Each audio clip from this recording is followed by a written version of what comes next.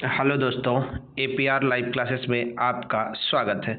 आज हम आपके लिए MP1 रक्षक जो एग्ज़ाम आपको 25 मई का प्रस्तावित है उसके लिए जीके और जीएस के 50 महत्वपूर्ण MCQ क्वेश्चंस लेकर आए हैं। तो चलिए देरी न करते हुए हम लोग स्टार्ट करते हैं क्वेश्चन नंबर 1 से। तो देखिए क्वेश्चन नंबर 1 क्या दिया है।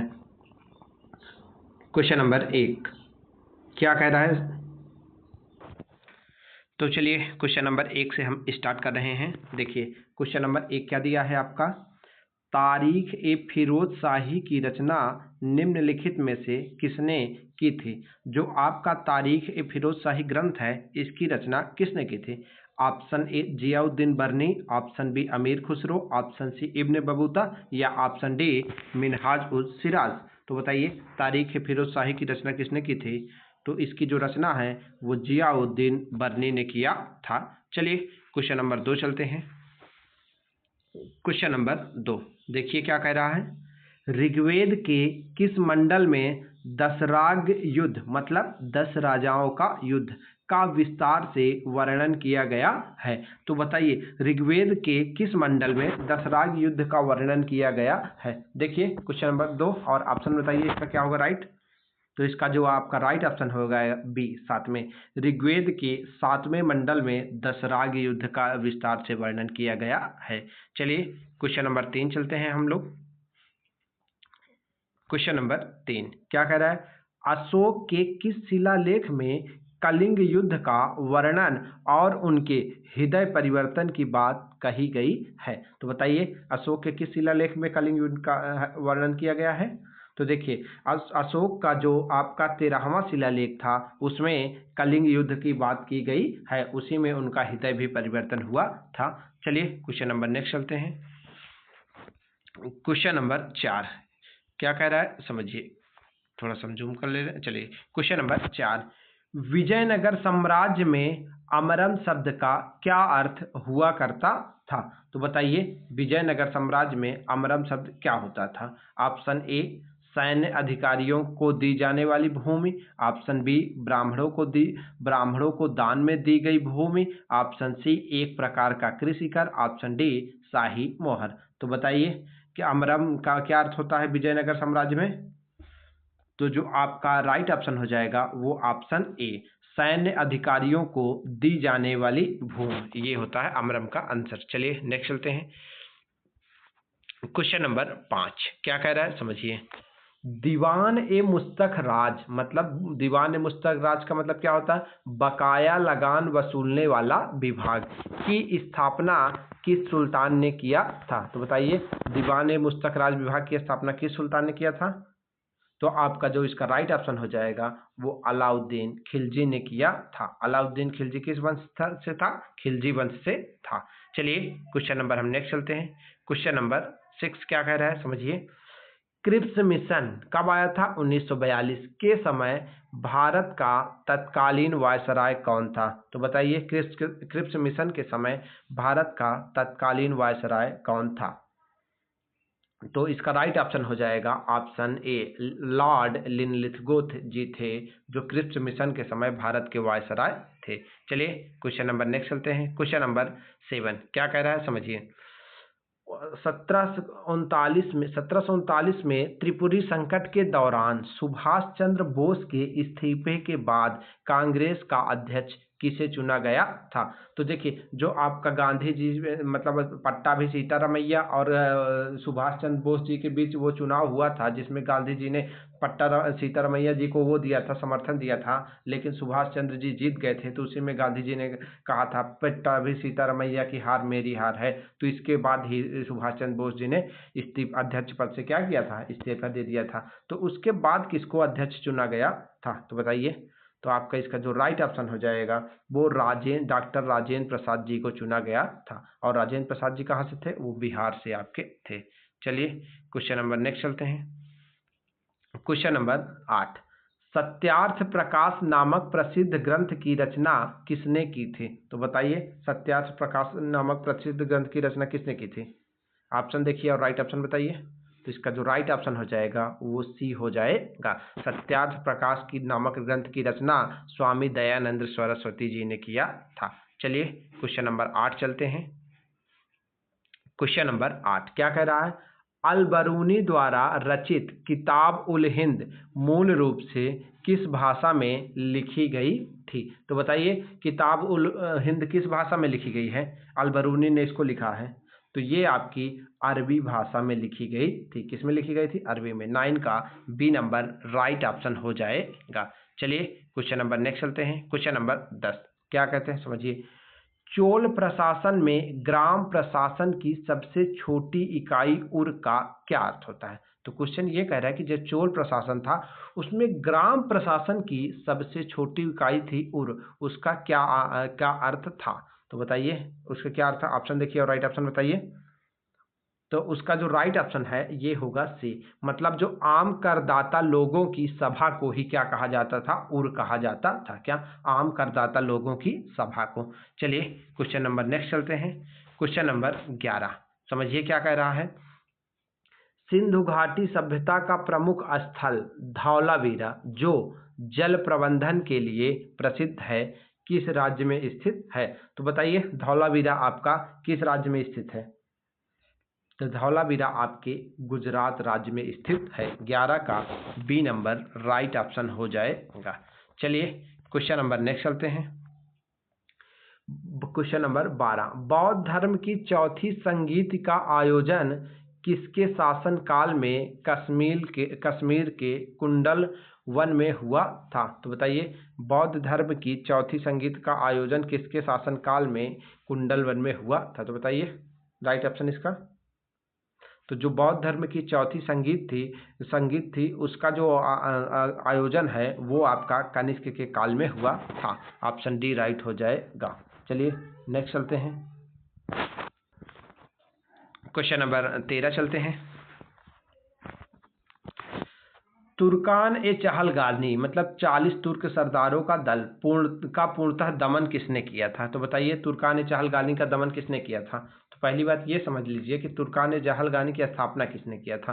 तो इसकी स्थापना जो है इल्तुतमिश ने किया था 40 सरदारों को, लेकिन इसका जो दमन है वो आपका बलबन ने किया था। 13 का सी नंबर राइट ऑप्शन हो जाएगा। चलिए नेक्स्ट चलते हैं।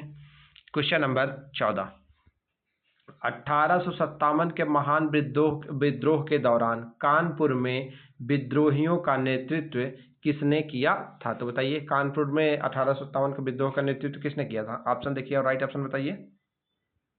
तो इसका जो नेतृत्व था कानपुर में वो आपके नाना साहेब जी ने किया था। कौन किए थे? नाना साहेब जी ने किया था। अच्छा 3 ऑप्शन और है, इसको भी देख लीजिए। बेगम हजरत महल ने कहाँ से किया था? वो यूपी की राजधानी लखनऊ से किया था। कुंवर सिंह कहाँ से किए थे? वो बिहार से किए थे। कुंवर सिंह कहाँ से किए थे? बिहार से। और ये जो खान बहादुर खान है ये कहाँ से किए थे? ये बरेली से किए थे। चलिए क्वेश्चन नंबर नेक्स्ट चलते हैं। क्वेश्चन नंबर 15 क्या कह रहा है। किस ब्रिटिश अधिनियम के द्वारा बंगाल के गवर्नर जनरल को संपूर्ण भारत का गवर्नर जनरल बना दिया गया? तो बताइए किस रेगुलेटिंग एक्ट के द्वारा बंगाल का जो गवर्नर जनरल था उसको संपूर्ण भारत का गवर्नर जनरल बनाया गया है? तो बताइए इसका राइट ऑप्शन क्या होगा? तो आपका राइट ऑप्शन हो जाएगा सी, चार्टर एक्ट 1833 के तहत बनाया गया था। चलिए नेक्स्ट चलिए। क्वेश्चन नंबर 16 इंडिया डिवाइडेड पुस्तक के लेखक कौन है? तो बताइए इंडिया डिवाइडेड पुस्तक के लेखक कौन है? तो इसका राइट ऑप्शन हो जाएगा सी, इंडिया डिवाइडेड पुस्तक के लेखक डॉक्टर राजेंद्र प्रसाद जी है। चलिए क्वेश्चन नंबर नेक्स्ट चलते हैं। कैबिनेट मिशन 1946 के 3 सदस्यों में से निम्नलिखित में से कौन शामिल नहीं था? तो कैबिनेट मिशन में 3 सदस्य थे, इनमें से कौन उनमें से शामिल नहीं थे? तो बताइए देखिए और राइट ऑप्शन बताइए। तो इसका जो राइट ऑप्शन हो जाएगा जो लॉर्ड वेवेल थे ये उसमें शामिल नहीं थे। बाकी ये 3 लोग पैथिक लॉरेंस, स्टैफर्ड क्रिप्स, एवी अलेक्जेंडर, ये तीनों लोग शामिल थे। चलिए क्वेश्चन नंबर नेक्स्ट चलते हैं। अब हम पॉलिटी के आपको क्वेश्चंस लेकर आ गए हैं 10 इंपॉर्टेंट क्वेश्चन। चलिए देखते हैं। भारतीय संविधान का कौन सा अनुच्छेद संसद को राज्य सूची के विषय पर कानून बनाने का अधिकार देता है यदि राज्यसभा 2/3 बहुमत से प्रस्ताव पारित कर दे? तो बताइए कौन सा कानून क्या होता है संसद को राज्य सूची पर भी कानून बनाने का अधिकार देता है? तो वो आज देता है आपका आर्टिकल 249।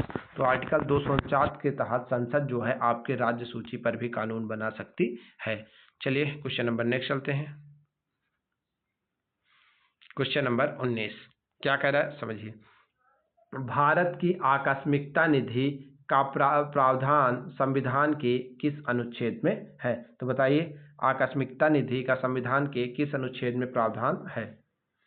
तो आपका जो आकस्मिकता निधि है वो आर्टिकल 267 में दिया गया है। 19 का बी नंबर राइट ऑप्शन हो जाएगा। चलिए नेक्स्ट चलते हैं। क्वेश्चन नंबर 20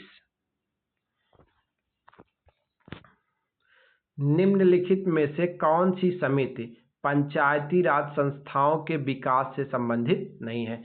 तो बताइए कौन सी समिति है जो पंचायती राज विकास के पंचायती राज संस्थाओं के विकास से संबंधित नहीं है? तो बताइए।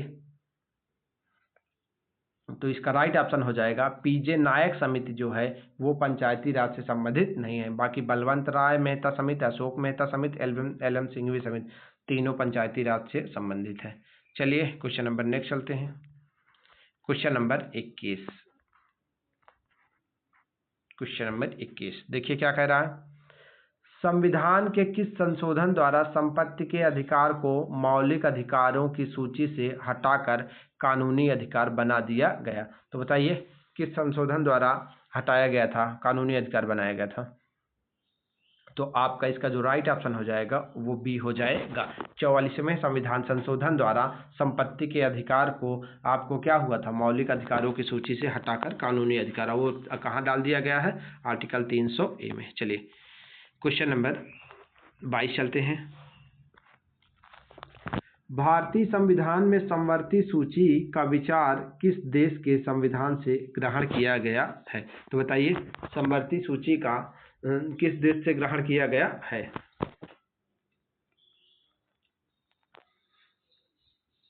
तो आपका इसका जो राइट ऑप्शन हो जाएगा बी नंबर हो जाएगा। जो समवर्ती सूची है वो आपका ऑस्ट्रेलिया के संविधान से लिया गया है। अच्छा कनाडा के संविधान से क्या लिया गया है, अफ्रीका के संविधान से क्या लिया है, ये भी आप बता सकते हैं, और आयरलैंड के संविधान से क्या लिया गया है। तो देखिए कनाडा देखिए यहाँ पे जो कनाडा का है उसमें जो आपका केंद्र का शक्तिशाली होता है वो कनाडा के संविधान से लिया गया है। आयरलैंड के संविधान से डीपीएसपी लिया गया है, और जो दक्षिण अफ्रीका का संविधान है वहाँ से संविधान संशोधन की शक्ति लिया गया है। चलिए क्वेश्चन नंबर नेक्स्ट चलते हैं। क्वेश्चन नंबर 23 राष्ट्रपति पर महाभियोग चलाने की प्रक्रिया संविधान के किस अनुच्छेद के तहत वर्णित है? तो बताइए राष्ट्रपति पर महाभियोग किस अनुच्छेद के तहत लगता है? तो ये आपका आर्टिकल 61 के तहत राष्ट्रपति पर महाभियोग लगता है। चलिए नेक्स्ट चलते हैं। क्वेश्चन नंबर 24 भारत के सर्वोच्च न्यायालय के न्यायाधीशों की सेवानिवृत्ति की अधिकतम आयु कितनी है? तो बताइए सर्वोच्च न्यायालय की कितनी अधिकतम उम्र है सेवानिवृत्ति की? तो इसका आपका राइट ऑप्शन हो जाएगा 65 वर्ष है। चलिए नेक्स्ट चलते हैं। क्वेश्चन नंबर 25 बंदी प्रत्यक्षीकरण या हैबियस कॉर्पस रिट का शाब्दिक अर्थ क्या होता है? तो बताइए बंदी प्रत्यक्षीकरण क्या होता है? आपको पता है न्यायालय, हाई कोर्ट और सुप्रीम कोर्ट 5 प्रकार की बंदी प्रत्यक्षीकरण जारी करती है। तो इसका राइट ऑप्शन बताइए। तो आपका जो इसका राइट ऑप्शन हो जाएगा वो सशरीर को प्रस्तुत किया जाए। बंदी प्रत्यक्षीकरण का मतलब रिट का शाब्दिक अर्थ होता है शरीर को प्रस्तुत किया जाए। चलिए नेक्स्ट चलते हैं। क्वेश्चन नंबर 26 राज्य के नीति निर्देशक तत्वों के अंतर्गत समान नागरिक संहिता यूनिफॉर्म सिविल कोड का उल्लेख किस अनुच्छेद में किया गया है? तो बताइए यूनिफॉर्म सिविल कोड का अनुच्छेद किस अनुच्छेद में किया गया है? तो इसका आपका राइट ऑप्शन हो जाएगा आर्टिकल 44 में किया गया है। और ये किसमें? डीपीएसपी कहाँ से कहाँ तक है? ये आपका 36 से 51 तक है, भाग 4 में। चलिए नेक्स्ट चलते हैं। क्वेश्चन नंबर 7 लोक लेखा समिति पब्लिक अकाउंट कमेटी में कुल कितने सदस्य होते हैं? तो बताइए लोक लेखा समिति में कुल कितने सदस्य होते हैं? तो इसमें जो लोक लेखा समिति है उसमें 15 लोकसभा से और 7 राज्यसभा से होते हैं। 15 और 7 टोटल कितने होते हैं? 22। चलिए नेक्स्ट चलते हैं। क्वेश्चन नंबर 28 भारत के नियंत्रक एवं महालेखा परीक्षक सीएजी की नियुक्ति किसके द्वारा की जाती है? तो बताइए सीएजी की नियुक्ति कौन करता है? तो इसका राइट ऑप्शन हो जाएगा राष्ट्रपति महोदय जी सीएजी की नियुक्ति करते हैं। अच्छा, इसको हटाते राष्ट्रपति महोदय नहीं है, ये आप जान लीजिए, ये संसद के द्वारा हटाए जाते हैं, सर्वोच्च न्यायालय के न्यायाधीश की तरह। चलिए नेक्स्ट चलते हैं। 10वीं अनुसूची दल बदल विरोधी कानून का किस संविधान संशोधन द्वारा जोड़ा गया? देखिए, जो 10वीं अनुसूची थी जिसमें दल बदल विरोधी कानून था, तो उसको किस संविधान संशोधन द्वारा जोड़ा गया? तो देखिए, और राइट ऑप्शन बताइए। तो इसका जो राइट ऑप्शन हो जाएगा ए, 52वें संविधान संशोधन द्वारा जोड़ा गया था, 52। चलिए नेक्स्ट चलते हैं। क्वेश्चन नंबर 30 क्या कह रहा है? राष्ट्रीय आपातकाल के दौरान आर्टिकल 352 के दौरान भी कौन से मौलिक अधिकार स्वतः निलंबित नहीं किए जा सकते? मतलब आर्टिकल 352 लगा है, फिर भी मौलिक अधिकार स्वतः निलंबित नहीं होंगे, वो दोनों कौन से हैं? तो इसका आपका राइट ऑप्शन हो जाएगा सी। 20 और 21 जो है वो आपके मौलिक अधिकार के दौरान भी, मतलब राष्ट्रीय आपातकाल लगा भी होगा तब भी निलंबित नहीं होंगे। चलिए क्वेश्चन नंबर नेक्स्ट चलते हैं। धन विधेयक के संबंध में अंतिम निर्णय कौन लेता है कि कोई धन विधेयक है या नहीं? मतलब कोई भी धन विधेयक है कि नहीं, इसका अंतिम रूप से निर्णय कौन लेता है? तो देखिए, और राइट ऑप्शन बताइए। तो इसका राइट ऑप्शन हो जाएगा सी, लोकसभा अध्यक्ष या स्पीकर धन विधेयक का अंतिम निर्णय लेते हैं कि है कि नहीं है। चलिए नेक्स्ट चलते हैं। अंतरराज्यीय परिषद इंटर स्टेट काउंसिल का पदेन अध्यक्ष कौन होता है? तो बताइए, अंतरराज्यीय परिषद का अध्यक्ष, पदेन अध्यक्ष कौन होता है? तो इसका जो राइट ऑप्शन होगा वो प्रधानमंत्री जी होते हैं, बी नंबर राइट होगा। चलिए नेक्स्ट चलते हैं। संसदीय व्यवस्था में शून्यकाल किस देश की देन माना जाता है? तो आपके जो संसद में शून्यकाल है वो किस देश की देन माना जाता है? तो बताइए, शून्यकाल का किस देश की देन है? तो वो शून्यकाल आपके भारत की देन है। 33 का सी नंबर राइट ऑप्शन हो जाएगा। चलिए नेक्स्ट चलते हैं। संविधान की 8वीं अनुसूची में वर्तमान में कितनी मान्यता प्राप्त भाषाएं हैं? तो बताइए, 8वीं अनुसूची में कितनी मान्यता प्राप्त भाषाएं हैं? तो इसका जो राइट ऑप्शन हो जाएगा वो अभी तक के 22 मान्यता प्राप्त भाषाएं हैं, सी नंबर राइट ऑप्शन हो जाएगा। चलिए नेक्स्ट चलते हैं। अब हम आपको जियोग्राफी के कुछ क्वेश्चन लेकर आए हैं, चलिए देखते हैं। निम्नलिखित में से कौन सी भारतीय नदी भ्रंश घाटी से होकर बहती है? तो बताइए, कौन सी भारतीय नदी है जो भ्रंश घाटी से होकर बहती है?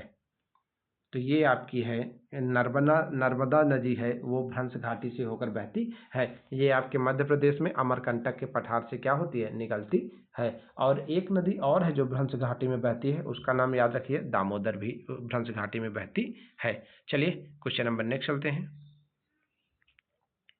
क्वेश्चन नंबर 36 क्या कह रहा है? वायुमंडल की किस परत में जीवन रक्षक ओजोन गैस अधिकतम पाई जाती है? तो बताइए, किस परत में ओजोन गैस अधिकतम पाई जाती है? तो ओजोन गैस जो है वो समताप मंडल में अधिकतम पाई जाती है, स्ट्रेटोस्फीयर में। चलिए नेक्स्ट चलते हैं। क्वेश्चन नंबर 36 हो गया, हाँ 36 हो गया। अब चलते हैं क्वेश्चन नंबर 37। चलिए क्वेश्चन नंबर 37 क्या है, देखिए। अफ्रीका का प्रसिद्ध करीबा बांध किस नदी पर स्थित है जो जल विद्युत का बड़ा स्रोत है? तो बताइए, अफ्रीका का करीबा बांध किस नदी पर स्थित है? तो ये आपके जाम्बेजी नदी पर स्थित है। 37 का बी नंबर राइट ऑप्शन हो जाएगा। चलिए नेक्स्ट चलते हैं। Question number 38। Ring of fire जो भूकंप और ज्वालामुखियों के लिए जाना जाता है किस महासागर बेसिन में स्थित है? तो बताइए, रिंग ऑफ फायर किस बेसिन में स्थित है? तो इसका राइट ऑप्शन हो जाएगा प्रशांत महासागर में रिंग ऑफ फायर स्थित है। चलिए क्वेश्चन नंबर नेक्स्ट चलते हैं। क्वेश्चन नंबर 39 क्या कह रहा है, समझिए। भारत का सबसे दक्षिणतम बिंदु इंदिरा पॉइंट कहाँ स्थित है? तो बताइए, भारत का सबसे दक्षिणतम बिंदु इंदिरा पॉइंट आपका कहाँ स्थित है? तो इसका राइट ऑप्शन हो जाएगा ग्रेट निकोबार में इंदिरा पॉइंट स्थित है। 39 का बी नंबर राइट ऑप्शन हो जाएगा। चलिए नेक्स्ट चलते हैं। पश्चिमी घाट और पूर्वी घाट का मिलन स्थल निम्न में से कौन सी पहाड़ियां हैं? तो बताइए, कहाँ पर पश्चिमी घाट और पूर्वी घाट की पहाड़ियां मिलती हैं? हाँ, तो बताइए इसका राइट ऑप्शन क्या होगा? पूर्वी घाट और पश्चिमी घाट कहाँ पर आपस में मिलते हैं? तो इसका जो आपका राइट ऑप्शन हो जाएगा वो नीलगिरी की पहाड़ियों में आपके पूर्वी घाट और पश्चिमी घाट का मिलन स्थल है। चलिए क्वेश्चन नंबर नेक्स्ट चलते हैं। क्वेश्चन नंबर 41 क्या कहते हैं समझिए। आयतन और गहराई के हिसाब से विश्व की सबसे गहरी और सबसे बड़ी मीठे पानी की झील कौन सी है? तो बताइए आयतन और गहराई के हिसाब से विश्व की सबसे बड़ी और सबसे मीठे पानी की झील कौन सी है? तो ऑप्शन देखिए, राइट ऑप्शन बताइए। तो इसका राइट ऑप्शन हो जाएगा सी, ये बैकाल झील जो है सबसे बड़ी पानी झील है। अच्छा, ये भी समझ लीजिए आपकी ये जो बैकाल झील है वो रूस में स्थित है। कहाँ? रसिया में। चलिए नेक्स्ट चलते हैं। क्वेश्चन नंबर 42 क्या कह रहा है समझिए। दक्कन पैसेज किन दो भौगोलिक क्षेत्रों के बीच स्थित है? तो बताइए दक्कन पैसेज किन दो भौगोलिक क्षेत्रों के बीच स्थित है? तो दक्कन पैसेज जो है आपका दक्षिणी अंडमान और लिटिल अंडमान के बीच स्थित है। चलिए नेक्स्ट चलते हैं। क्वेश्चन नंबर 43 क्या कहता है समझिए। भारत में लेटेराइट मिट्टी का सर्वाधिक विस्तार किस राज्य में पाया जाता है? तो बताइए लेटेराइट मिट्टी आपके सर्वाधिक किस राज्य में पाई जाती है? तो इसका जो राइट ऑप्शन हो जाएगा वो बी, वो आपकी लेटेराइट मिट्टी सर्वाधिक केरल राज्य में पाई जाती है। चलिए नेक्स्ट चलते हैं। क्वेश्चन नंबर 44 क्या कहता है समझिए।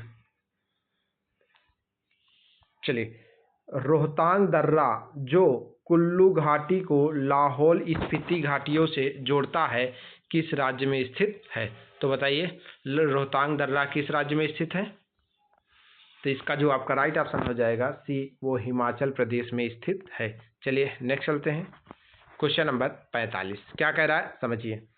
भूमध्य सागर मेडिटेरेनियन सी और लाल सागर को कौन सी मानव निर्मित नहर जोड़ती है? तो बताइए भूमध्य सागर और लाल सागर को कौन सी मानव निर्मित नहर जोड़ती है? तो ये आपको इसका जो राइट ऑप्शन हो जाएगा वे भी सुएज नहर आपको भूमध्य सागर और लाल सागर को जोड़ती है। चलिए नेक्स्ट चलते हैं। क्वेश्चन नंबर 46 क्या कह रहा है देखिए। मैकमोहन रेखा भारत और किस देश के बीच आधिकारिक सीमा है? तो बताइए मैकमोहन रेखा भारत और किस देश के बीच है? मैकमोहन रेखा भारत और चीन के बीच है। किसके? भारत और चीन के। आप दो क्वेश्चन और एक क्वेश्चन आप कमेंट बॉक्स में बताइए कि डूरंड रेखा भारत और किस देश के बीच स्थित है। चलिए नेक्स्ट चलते हैं। क्वेश्चन नंबर 47 क्या कह रहे हैं समझिए। सौर मंडल के किस ग्रह को भोर का तारा और सांझ का तारा कहा जाता है? तो बताइए सौर मंडल के किस ग्रह को भोर का तारा या सांझ का तारा कहा जाता है? तो इसका आपका राइट ऑप्शन हो जाएगा शुक्र। शुक्र को भोर का तारा या सांझ का तारा कहा जाता है। चलिए नेक्स्ट चलते हैं हम लोग। क्वेश्चन नंबर 48 क्या कह रहा है समझिए। पंपास नामक उपजाऊ घास के मैदान किस महाद्वीप में पाए जाते हैं? तो बताइए पंपास नामक घास का मैदान किस महाद्वीप में पाया जाता है? तो इसका आपका जो राइट ऑप्शन हो जाएगा वो भी हो जाएगा दक्षिण अमेरिका महाद्वीप में पंपास नामक घास क्षेत्र पाया जाता है। चलिए नेक्स्ट चलते हैं। क्वेश्चन नंबर 49 भारत में अभ्रक का सबसे बड़ा उत्पादक राज्य वर्तमान में कौन है? तो बताइए अभ्रक उत्पादन का सबसे बड़ा राज्य कौन है? तो इसका जो आपका राइट ऑप्शन हो जाएगा बी, आंध्र प्रदेश है। चलिए नेक्स्ट चलते हैं। क्वेश्चन नंबर 50 पृथ्वी के घूर्णन के कारण हवाओं का अपनी मूल दिशा से दाईं या बाईं ओर भटक जाना क्या कहलाता है? तो बताइए पृथ्वी की घूर्णन के कारण हवाओं का अपने मूल दिशा से दाएं या बाएं भटक जाना क्या कहलाता है? तो ये घटना आपका कोरियोलिस प्रभाव कहलाती। 50 का ए नंबर राइट होगा। तो चलिए हम आपको बहुत ही फास्ट रिवीजन कराएंगे क्योंकि आपका एग्जाम 25 मई को लगा है, तो इसलिए आपको हम बहुत जल्दी प्रयास करेंगे नेक्स्ट वीडियो से कि 10 से 15 मिनट में आपका 50 क्वेश्चन की सीरीज हो। चलिए थैंक यू।